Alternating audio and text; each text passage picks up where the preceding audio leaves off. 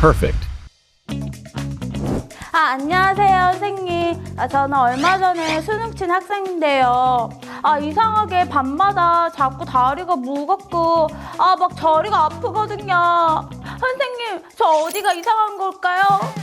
너무 무서워요.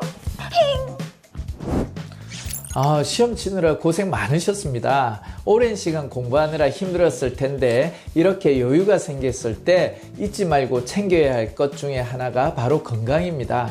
수험생들처럼 오랜 시간 앉아 있어야 하는 경우 혈액이 다리 아래로 집중되면서 발목이나 종아리 쪽이 심하게 붓고 무거운 느낌을 받을 수 있는데요. 심한 경우 다리에 가해지는 압박으로 정맥혈관이 손상되어 혈액이 정상적으로 순환하지 못하고 아래로 역류하는 하지정맥류로 이어질 수 있습니다. 네? 하지정맥류요?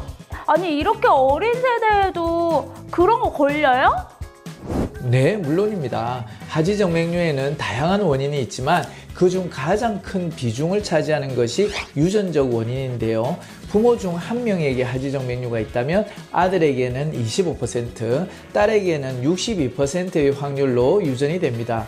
또 부모 모두에게 질환이 있을 경우에는 성별 관계없이 발병 확률이 90% 이상 되는데요. 어린 나이에는 다리가 아프면 성장통이겠지, 활동을 많이 해서 그렇겠지 하고 넘기는 일이 많은데요. 하지정맥류 가족력이 있거나 오래 앉아있는 생활로 다리가 심하게 붓거나 통증, 무거움증이 느껴진다면 꼭 하지정맥류 의료기관을 찾아보시길 추천드립니다.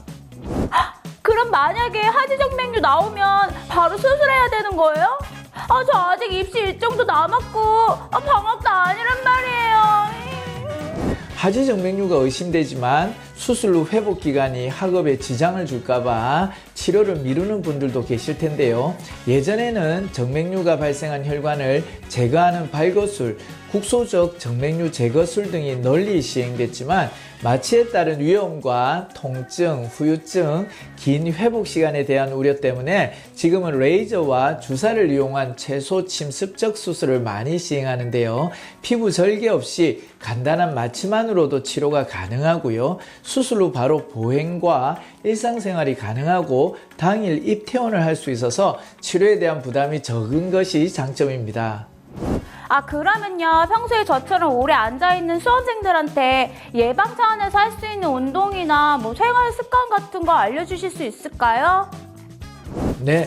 통증만 느껴지고 혈관에는 이상이 없는 초기 단계에는 적당한 운동과 압박 스타킹을 착용하는 것으로 어느 정도 효과를 볼 수 있습니다. 다리를 꼬고 앉지 않도록 하고 1시간에 한 번 가벼운 발목 돌리기 같은 스트레칭, 또 잠잘 때는 다리를 베개 위에 올려서 다리가 심장보다 높은 곳에 위치하도록 하는 게 좋습니다. 하지만 혈관이 손상되어 혈액이 병적으로 역류하는 경우라면 근본적 치료가 꼭 필요한데요. 손상된 혈관과 늘어난 혈관은 시간이 지난다고 해서 저절로 호전되지 않고 시간이 갈수록 악화하기 때문입니다. Perfect.